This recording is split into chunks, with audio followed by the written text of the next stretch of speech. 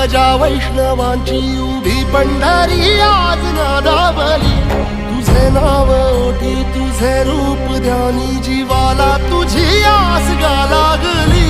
जरी बाप साऱ्या जगाचा परी तू आम्हाले कराची विठू माऊली।